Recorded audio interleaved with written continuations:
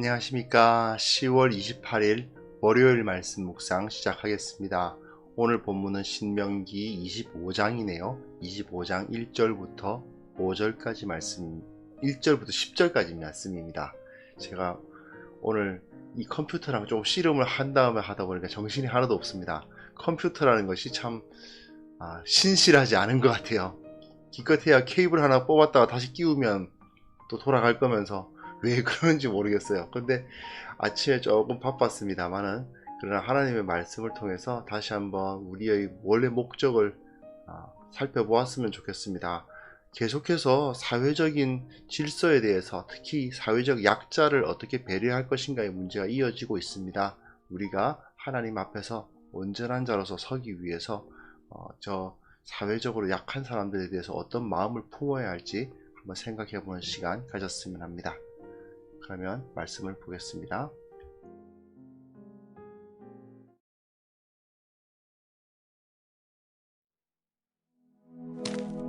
사람들 사이에 시비가 생겨 재판을 청하면 재판장은 그들을 재판하여 의인은 의롭다 하고 악인은 정죄할 것이며, 악인에게 태형이 합당하면 재판장은 그를 엎드리게 하고 그 앞에서 그의 죄에 따라 수를 맞추어 때리게 하라. 40가지는 때리려니와 그것을 넘기지는 못할지니, 만일 그것을 넘겨 매를 지나치게 때리면 네가 내 형제를 경히 여기는 것이 될까 하노라. 곡식 떠는 소에게 망을 씌우지 말지니라. 형제들이 함께 사는데 그중 하나가 죽고 아들이 없거든 그 죽은 자의 아내는 나가서 타인에게 시집가지 말 것이요, 그의 남편의 형제가 그에게로 들어가서 그를 맞이하여 아내로 삼아 그의 남편의 형제된 의무를 그에게 다 행할 것이요, 그 여인이 낳은 첫 아들이 그 죽은 형제의 이름을 잊게 하여 그 이름이 이스라엘 중에서 끊어지지 않게 할 것이니라. 그러나 그 사람이 만일 그 형제의 아내 맞이하기를 즐겨하지 아니하면 그 형제의 아내는 그 성문으로 장로들에게 나아가서 말하기를, 내 남편의 형제가 그의 형제의 이름을 이스라엘 중에 잊기를 싫어하여 남편의 형제된 의무를 내게 행하지 아니하나이다 할 것이요, 그 성읍 장로들은 그를 불러다가 말할 것이며, 그가 이미 정한 뜻대로 말하기를, 내가 그 여자를 맞이하기를 즐겨하지 아니하노라 하면 그의 형제의 아내가 장로들 앞에서 그에게 나아가서 그의 발에서 신을 벗기고 그의 얼굴에 침을 뱉으며 이르기를, 그의 형제의 집을 세우기를 즐겨 아니하는 자에게는 이같이 할 것이라 하고 이스라엘 중에서 그의 이름을 신 벗김 받은 자의 집이라 부를 것이니라.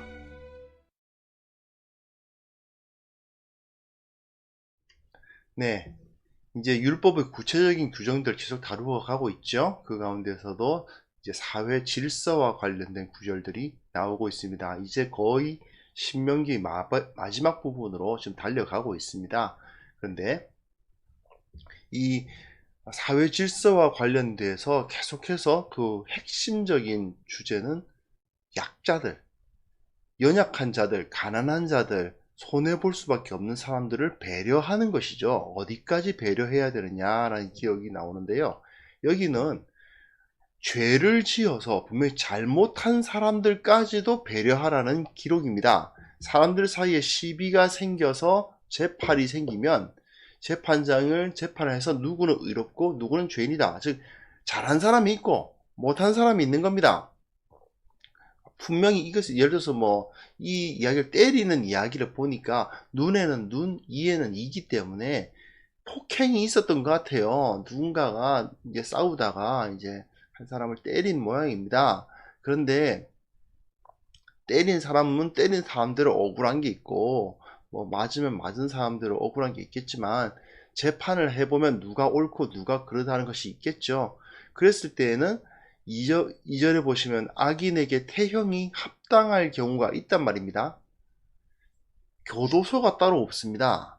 이스라엘에서 교도소와 그래도 좀 비슷한 건 이제 도피성이 그래도 좀 비슷한데, 도피성은 사실 벌하기 위해서 존재하는 곳이 아니고 보호하기 위해서 존재하는 곳이란 말입니다.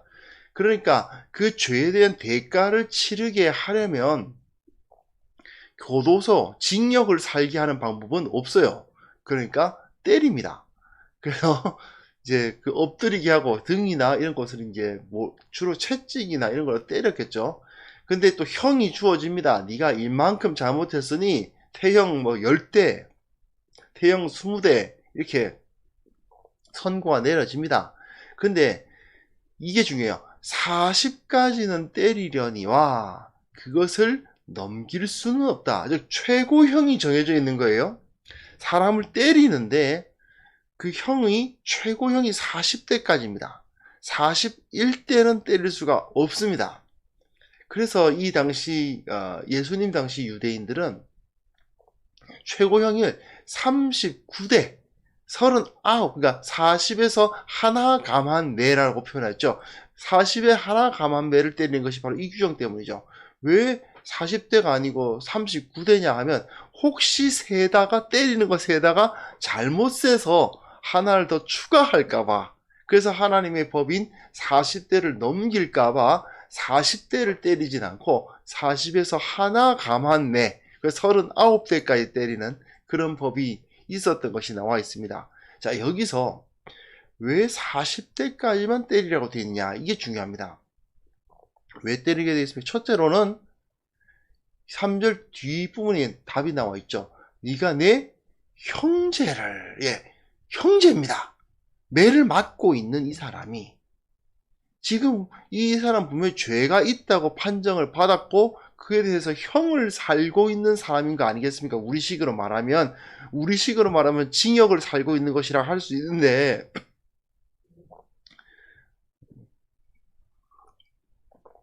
이 죄인이 무엇이다? 너의 형제다. 이렇게 표현을 해요. 그리고 40대를 넘게 때리지 않아야 되는 이유는 40대 넘게 때리면 맞아서 죽을까봐가 아닙니다. 사실은요, 40대 더 때린다고 해서 죽을 것 같지는 않은데, 네 형제를 경히 여기는 것이 될까봐. 무슨 소리입니까? 그의 존엄성을 무시하는 것이 될 수 있기 때문에 그러면 안 되는 거예요. 인간성을, 그래도 비록 죄를 지어서 벌을 받아야 되지만 맞는 것으로, 자기가 고통을 받는 것으로 벌을 받지만 그래도 형제라는 그 존엄성을 인정해 줘야 된다. 얘는 그래도 사람이고 우리 동족이고 하나님의 백성이다 라는 것을 인정해야 되는데, 더 때리는 것은 이 인간성에 대한 모독이다 이거죠. 그래서 그를 모독해서는 안 된다. 죗값을 치르게는 하되 그 인격 자체를 모독하지 않도록 하는 법이 여기에 주어져 있습니다. 즉 벌을 받는 사람마저도 이제 배려를 받아야 된다 하는 거예요. 그리고는 참 재미있는 그 구절 하나 딱 나와요. 히브리어가 딱 네 단어예요. 그리고 첫 번째 단어도 두 개 붙어 있어가지고 로라고 시작하는데 이게 not, 뭐 하지 말라 할 때 나오는 그 말이라서 이제 띄어쓰기를 보면 세 단어고 단어를 굳이 구분해 보면 네 단어인데, 히브리어로요. 곡식 떠는 소에게 망씌우지 마라. 이렇게 되어 있습니다. 뜬금없이 이게 뭐냐? 곡식을 떨 때는 이 당시에는 이 곡식을 베어가지고 눕혀놓고 소나 나귀나 이런 것을 도리깨라고 그러는 걸 이게 달아가지고 끌게 되어 있습니다. 또는 그 막 소 같은 경우는 밟았다고 그러네요. 그 무게가 있으니까, 그 가축의 무게가 있으니까 막 밟거나 아니면 도리깨라는 것을 들어가지고 이렇게 널어놓은 그 곡식 위를 지나가게 해가지고 이게 줄기로부터 나달을 분리시켰다고 합니다. 그런데 문제는 소라는 녀석이 그 밀나달 그거 얼마나 먹고 싶겠어요, 그죠? 그러니까 이게 끌다가 먹게 된단 말입니다. 그러니까 이거 먹을까봐 소한테는 입에다가 망을 씌우는 것이 보통이었는데 못 먹게 일만 시키고 먹지는 못하게. 하지만 하나님은 소가 곡식을 떨고 있을 때에 곡식 좀 먹으면 어떠냐, 얼마나 먹는다고 그 입에다가 망을 씌우냐. 그래서 곡식 떠는 소에게 망 씌우지 마라. 이렇게 기록되어 있습니다. 이게 딱 한 구절이에요. 앞뒤에 무슨 그 몇 때리는 이야기 나오고 뒤에는 또 다른 이야기가 나오잖아요. 문맥상으로 요 딱 한 네 단어에 해당되는 이 딱 요건데 이게 도대체 왜 여기에 있는지 참 어렵습니다. 하지만 이거는 동물들, 소에게까지 배려하라는 이야기죠. 그죠? 소까지 배려하라는 이야기인데 고린도전서라든지 디모데전서에서 바울이 이 구절을 두 번이나 인용하면서 복음 사역자들이 그 생활비를 교회로부터 받는 것에 대한 근거 구절로 이걸 제시하는 것을 볼 수 있습니다. 상당히 인상적이잖아요. 앞뒤 문맥 전혀 관계없이 갑자기 딱 나타나는 이 네 단어. 예, 상당히 인상적으로 이 당시 예수님 당시 유대인들도 봤던 것 같습니다. 그러면서 이것이 무슨 명령이겠느냐? 소를 배려하기 아니라 소 배려하기 위함이라기보다는 가축이라 하더라도 이렇게 배려를 해야 하는데 하물며 사람이겠느냐 이렇게 해석을 해요. 즉 소의 곡식을 떠는 소에게 망을 씌울 정도로 그 당시 그 지위가 낮은 사람들이 막 품꾼으로 일하고 그런단 말입니다. 또는 이방인들 중에서도 와가지고 일하러 오고 그렇게 되면 그 사람들에 대해서도 망을 씌우지 마라. 잔인하게 굴지 마라. 그 품삯 제대로 지불해라. 그런 이야기죠. 그렇게 이것을 주로 많이 해석을 합니다. 여하튼 하나님께서는 모든 사람을 가축까지도 배려를 해야 된다는 거죠. 앞에서 매를 맞을 만한 잘못을 저지른 사람도 배려를 해야 되고 가축, 말 못하는 가축도 배려를 해야 되고 또 종들도 당연히 배려를 해야 되겠죠. 소를 배려하는데 종을 배려하지 않겠습니까? 당연한 이야기 아닙니까? 즉 그들을 하나하나의 삶을 배려하는 삶을 살아가라. 그것이 이 규정입니다. 그리고 이후에 5절부터 10절까지 좀 길게 나와 있는데요. 우리가 지금 보기에는 좀 이상한 법이다 싶지만 이 계대 결혼이라는 것이 있습니다. 형이 아들이 없는데 죽었어요. 그 아들이 없이 형수만 과부가 된 겁니다. 그러면 어떻게 해서 이 형수가 젊을 겁니다. 이 당시로서는요. 결혼을 하면 당연히 아이를 낳아야 되는 거라고 생각했고 아이를 낳는 것이 어떠한 부담도 없는 시대입니다. 부담이 있기야 있겠지만 당연히 아이를 낳아야 이후에 풍요로운 삶을 살아낼 수 있었던 시대예요. 그러니까 뭐 아이를 원하십니까? 이런 질문은 아주 웃기는 질문인 거죠. 아이를 원하십니까? 당연히 예스죠. 네, 그렇습니다. 언제 아이가 생겼으면 좋겠습니까? 빠르면 빠를수록 좋은 거고 얼마나 아이가 있었으면 좋겠습니까? 많으면 많을수록 좋은 거거든요. 그런 시대란 말입니다. 그런데 아들이 없습니다. 이랬을 때에 그 형이 그 동생이 그 형수를 맞이합니다. 근데 5절에 보면 형제들이 함께 사는데 라고 되어 있어요.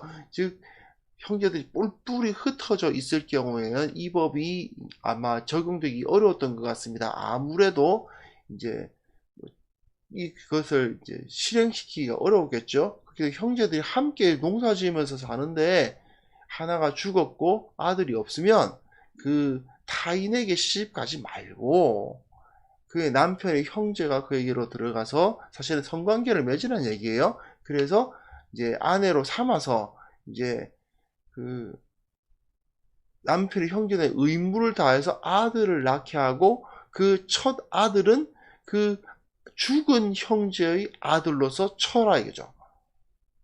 그런 이야기가 되어 있습니다. 그런데 이게 좀 실제로는 하다 보면 잘 안 되는 경우가 있어요. 아무래도 결혼이라는 게 그렇지 않습니까? 자기가 좋은 사람하고 하는 거잖아요.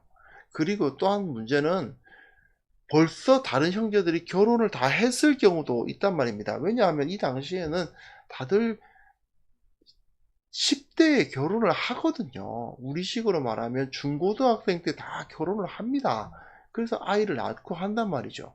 그런데 다들 결혼을 했는데 또 이제 결혼을 하면은 어떻게 되느냐? 이 사람이 아내를 둘을 부양해야 됩니다. 경제적으로 어려워요. 그렇게 되면.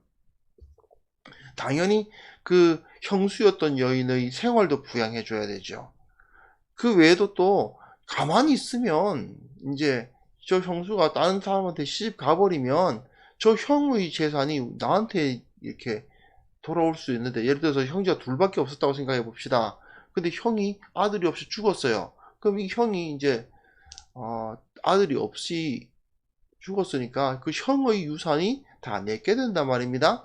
물론 그 형수와의 관계를 통해서 낳은 아들도 자기 아들이 아니라고 말할 수는 없지만, 아무래도 그렇죠. 자기가 정말 좋아하는 여자를 통해서 얻는 아들과, 아니 뭐 결혼을 굳이 뭐 형수라고 있긴 하지만 내가 그렇게 좀 좋아하지도 않는 여자와 함께 그 여자와의 사이에서 얻은 아들과 다를 수 있잖아요. 그러니까 나 그거 하기 싫다 하는 경우가 생기는 겁니다. 사실은 생각보다 이게 잘 이루어지지 않는 일이에요. 그러다 보니 이제 사람들이 가서 이제 장로들 앞에 가서 이제 재판이죠, 한마디로 해서. 이 죽은 남편이 죽은 여인은 그 형제들이 그 의무를 져주지 않는다라고 고발을 하는 겁니다. 이제 그 성읍으로 가서 성문, 실제로 보시면 그 성문으로 장로들에게 나아가서 말하기를, 내 남편의 형제가 그의 형제의 이름을 이스라엘 중에서 잊기를 싫어하여 나로 형제에 대한 의무를 행하지 않는다라고 고발하도록 되어 있습니다. 그러면 성읍 장로들이 그를 불러다가 말을 한다는 것은 권면을 한다는 거죠. 야, 너 좀 이렇게 해라, 이렇게 권면을 하는 겁니다. 하지만 그럼에도 불구하고 나는 이 여자를 받아들이기 싫다, 뭐 이 여자가 너무 뭐 형수가 너무 난 내 마음에 안 든다라든지, 또는 뭐 기타 여러 가지 뭐 이유가 있겠지만 난 도저히 그 일을 할 수 없다, 그렇게 하면 이제 그 형제의 아내가, 그 과부가 된 그 아내가 그 사람들, 그 장로들 앞에서 그에게 나아가서 그의 발에서 신을 벗기고 그의 얼굴에 침을 뱉고 그 형제의 집을 세우지 않는 자라는 어떤 그 모욕을 줍니다. 그리고 이스라엘 중에서 그의 이름을 그 집안이 이제 신 벗긴 받은 자의 집이라 이렇게 부르라고 되어 있어요. 그러니까 모독을 주는 겁니다. 이 행동이 뭐 때릴 만한 죄라고 할 수도 없고, 그렇다고 해서 무슨 재산을 뭐 갈취했다든지 그런 것도 아니고, 그런 거기 때문에 이 태형이나 기타의 어떤 죄가 그 처벌이 아니라 이런 모독을 통해서 그 벌을 하도록 되어 있습니다. 이건 모두 다 결국은 이제 어려움에 처한 친척을 돕지 않았다는 거예요. 결국 어려움을 처한 친척이 과부가 되었는데 다른 사람에게로 시집가게 하고 형의 이름을 이어주지 않았다. 그러니까 이제 모독을 할 필요가, 모독받아야 한다, 이런 식으로 이렇게 이야기를 하는 거죠. 이 당시로서는 혈연 공동체인데 이렇게 신복기운 자의 집이라 이렇게 그 집안이 조롱을 받으면 사실 좀 어렵겠죠. 상당히 강한 벌입니다. 이런 벌을 통해서 이 형의 대를 연결해 줄 것을 요구를 합니다. 우리가 볼 때는 아니 그래 봤자 그 아들 내 아들인데 뭐 그런 문제들도 생기고 여러 가지 어려움이, 우리가 이해하기엔 좀 어려움이 있지만, 그러나 이 당시에서는 이것이 당연한 것이고 이걸 통해서 전체 그 계보가 이어져 나갈 수 있도록 하는 것이 하나님의 법도였던 것이죠. 자, 이런 걸 통해서 우리가 배울 수 있는 것은요, 결국은 하나님께서는 모든 사람을, 아니 가축까지도 배려하라. 아무리 죄를 지어서 이제 형벌을 받는다 하더라도, 또는 가축 정도로 여겨졌던 그때의 그 종이라 하더라도, 아니 진짜 가축이라 하더라도 배려해 줘야 되고, 특히 사람이면 존엄성을 인정받게 해 줘야 된다라고 기록하고 있습니다. 그러니까 하나님이 이렇게 말씀하시는 거예요. 어려움에 처한 사람을 돕지 않고 내버려 두는 것은 부끄러운 일이다. 상대방이 나보다 약하다고 해서, 나보다 또 약점을 잡혔다고 해서 가끔 이런 경우가 있죠. 예를 들어서 내가 교통사고 피해자고 이 사람이 가해자다. 내가 운전하고 있는데 뒤에서 이 사람한테 받았다. 예, 이 사람이 100% 잘못한 거고 나는 완전한 피해자죠. 그랬다 하더라도 말입니다. 그 가해자를 함부로 대할 수는 없는 거 아니겠습니까? 또는 기타 여러 가지 이유 때문에 뭐 직장 상하 관계 때문에 높은 사람이 낮은 사람에게 소위 말하는 그 갑질하는 거 그런 경우도 사실은 이 법도에 의하면 옳지 않은 겁니다. 뭐 군대 같은 데서도 그런 일이 있었다고 그러고 또 예수님을 잘 믿으시는 분이 또 그 직장이나 어떤 사회관계에서 그렇게 다른 뭐 낮은 사람들에게 소위 말하는 그 갑질 그런 것을 행했다는 소식도 들려오기도 하고 또는 또 뭐 들려오는 말은 믿는 사람들이 더하다 이런 식으로 말하는 경우도 있죠.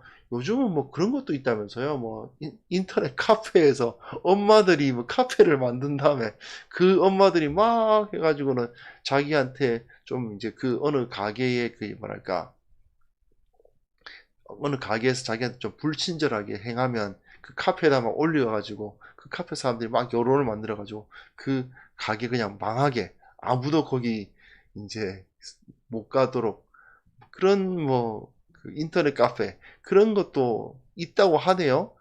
참 그런 걸 보면 참 안 좋은 거죠. 근데 우리가 그리스도인으로서라면 그리스도인으로서 그런 경우가 있을 때 어떻게 해야 될까요?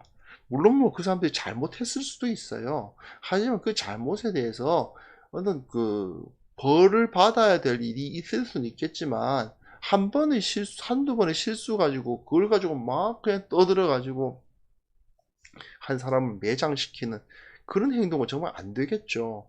내가 높은 사람이라고 해서 낮은 사람을 내가 뭐 이 사람을 이 사람에게 돈 주면서 이제 부리는 사람이라고 해서 내가 막 사람을 막대한다든지 이런 일은 사실 있어서는 안 되는 거 아니겠습니까? 특별히 최근에 들어서 저도 사실은 이제 인터넷 쇼핑을 많이 합니다. 왜냐하면 요즘 뭐 전염병 때문에 돌아다닐 수도 없잖아요.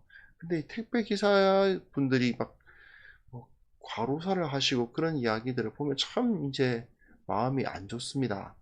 또는 뭐 이 아파트 단지 내에서 경비하시는 분들이 아니 참 저렇게까지 안 해도 될 것 같은데 그런 막 이리저리 뻘뻘 뛰어다니고 하시는 분들 보면 꼭 저렇게까지 해야 되나 뭐 그런 생각이 들 때가 있어요. 우리가 그분들 사회적으로 높건 낮건 그게 중요한 게 아니잖아요. 우리는 그런 거 없습니다. 어떤 일을 하든지 간에 모든 사람은 하나님의 형상으로서 존중받아야 한다. 그걸 우리 철저히 명심해야 되겠습니다. 그래서 어떤 상황에 있어서든지 말이죠. 그 사람이 좀 부족해 보이건 또는 도덕적으로 좀 문제가 있다 하더라도 또는 뭐 나한테 좀 실수를 했다 하더라도 말입니다. 아, 또는 뭐 가끔 이러신 분들 있죠. 나는 한참 나이도 많고 지위도 높고 내가 너한테 돈 주는 관계고 너는 한참 낮은 그런 사람이고 이렇게 생각하면서 뭐 그냥 막 이래라 저래라 이렇게 함부로 대하는 그런 행동이 우리 가운데 혹시 없는지 정말 점검해 봤으면 좋겠습니다. 그리고 언제나 다른 사람들에게 친절하게 선량하게 사람들을 대하고 그들 가운데 어, 그들 가운데 있는 하나님의 형상을 바라볼 수 있는 그러한 삶을 우리가 살아야 되겠다 생각합니다. 이 시간 나 자신 한번 돌아봤으면 좋겠어요.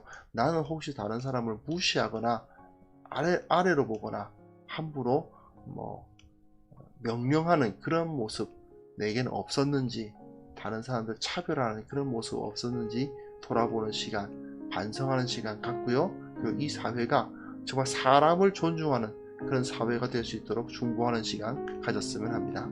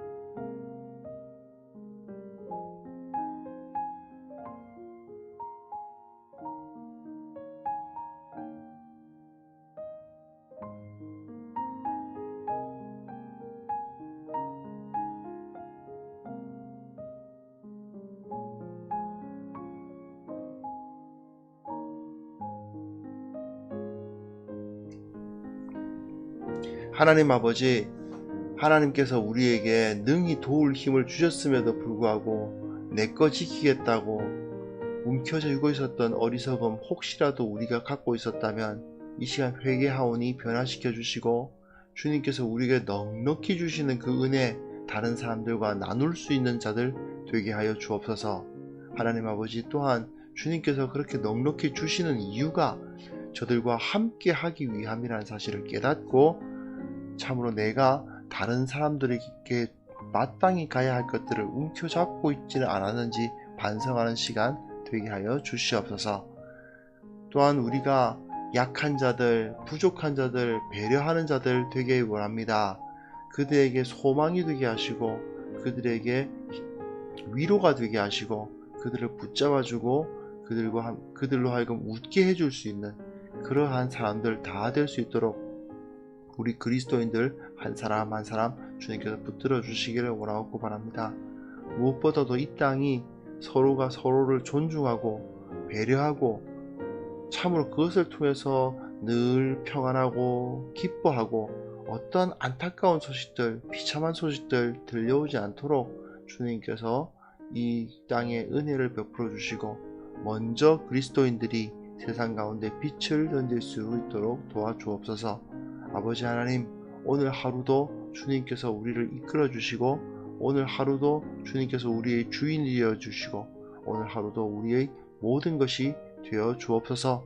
주님께서 나와 동행하신다는 사실을 정말 피부로 느끼는 하루가 될 수 있기를 원합니다. 주님의 능력과 주님의 보호하심을 느끼면서 살아가다가 또한 잠들 때까지 주님께 찬송하는 마음, 기뻐하는 마음이 우리 가운데서 넘쳐 흐르는 하루가 되게 하여 주옵소서.